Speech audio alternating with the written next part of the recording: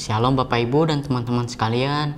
Hari ini saya akan membagikan firman Tuhan yang diambil dari Matius 14 ayat 13 sampai 36. Sebelum memulai, mari kita mendengarkan Alkitab suara terlebih dahulu.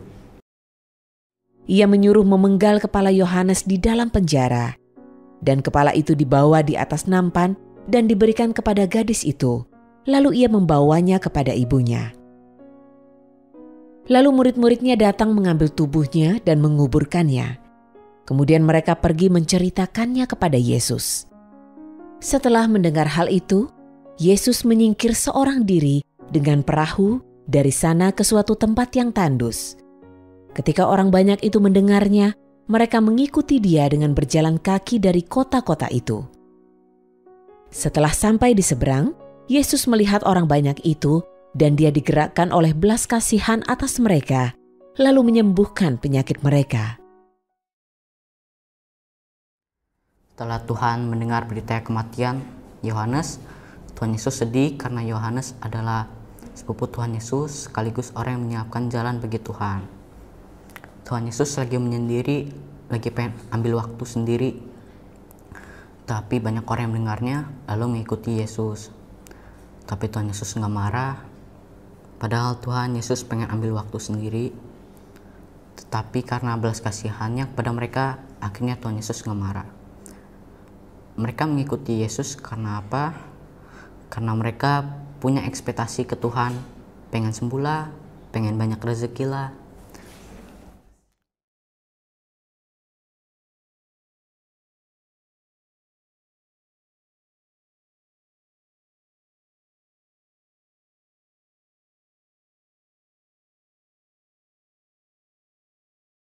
Mereka kalau ada masalah pasti datang ke Tuhan.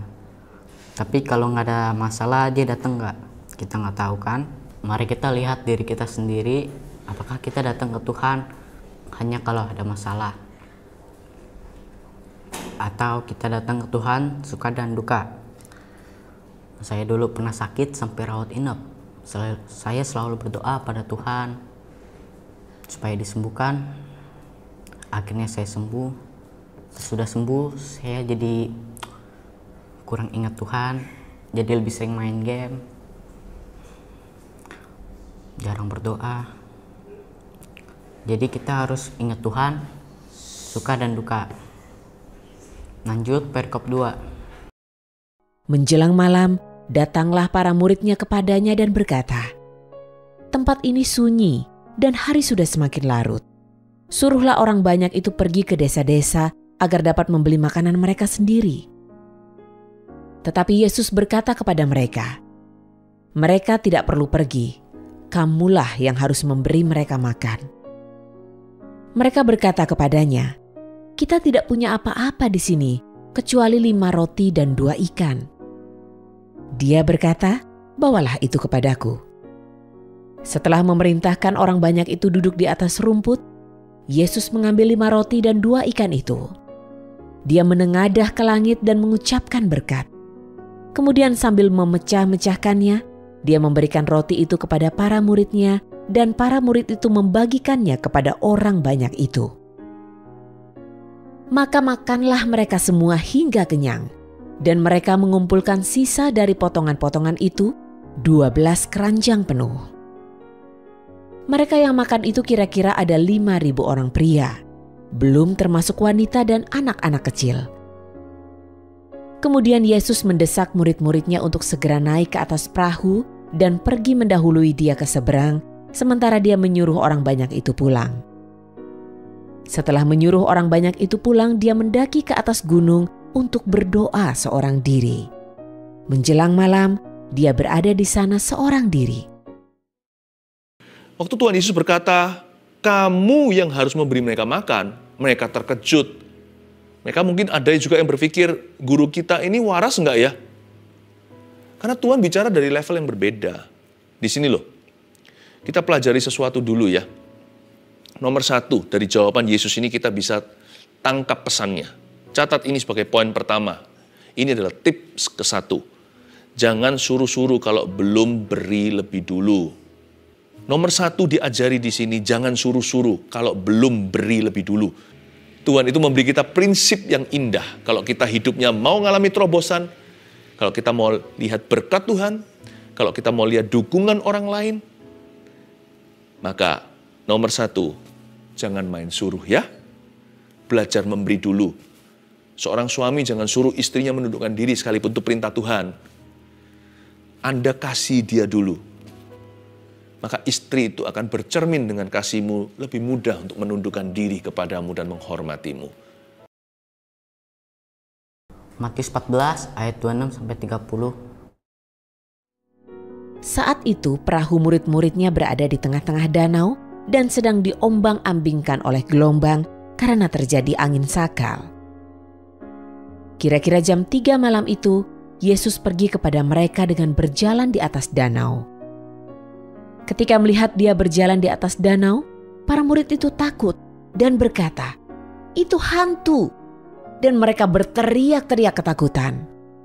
Segera Yesus berkata kepada mereka, "Tenanglah, ini aku, jangan takut." Petrus menjawab dan berkata kepadanya, "Tuhan, jika itu Engkau, suruhlah aku datang kepadamu berjalan di atas air." Dan Yesus berkata, "Datanglah."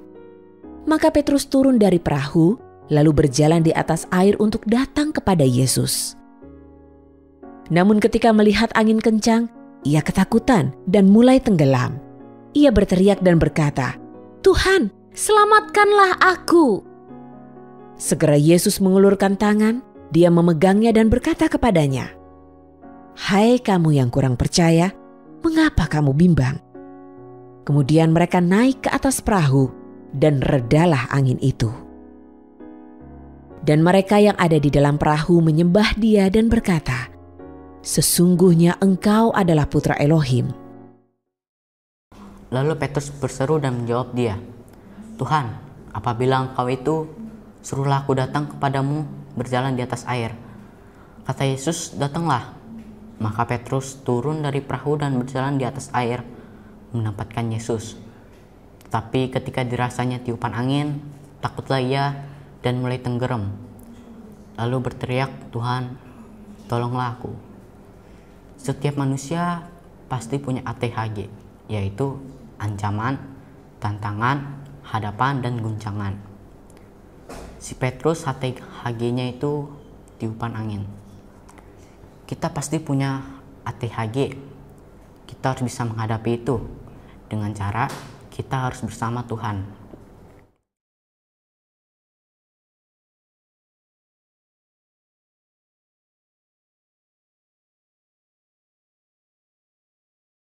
Jadi kalau seseorang mengerti Coram Deo, ia akan hidup yang pertama. Dicatat nih baik-baik. Yang pertama, ia akan hidup mengerti bahwa ia ada di hadirat Tuhan. Bahwa ia ada di hadapan Tuhan. Bahwa ia ada di kehadiran Tuhan. In the presence of God. Banyak orang tidak mengerti. Amin-amin tapi tidak menghayati. Buktinya apa? Buktinya ngomong sembarangan. Padahal ada Tuhan dalam hidup kita. Padahal ada Roh Kudus. Ngomong bisa sembarangan. Tubuh kita menjadi bait Allah, bait Roh Kudus. Tubuh kita ini adalah ruang Maha Kudus, di mana Roh yang Maha Kudus tinggal dalam diri kita, yaitu Roh Kudus, Roh Allah. Kalau kita lewat kuburan yang paling angker, takut. Apa artinya? Ada Allah di diri kita loh. Menghina dia berarti. Malu-maluin. Ingat baik-baik, kita tidak butuh apapun. Karena Roh Allah ada dalam diri kita. Amin ya. Lawan setan jangan cari minyak urapan. Ini orang Kristen jadi dukun semua. Kalau lawan setan jangan cari garam, ramuan, atau apapun. Lawan setan itu kita hidup kudus. Roh Allah ada dalam diri kita. Setan pasti kalah. Ya, jadi kita yang pertama in the presence of God. Kalau kita merasa bahwa Tuhan memang ada dalam diri kita, percaya, yang pertama kita takut berbuat dosa. Nah, iya dong, ada Tuhan dalam diri kita. Yang kedua, kita takut tidak menyenangkan hatinya. Kita takut tidak mengerti kebenaran.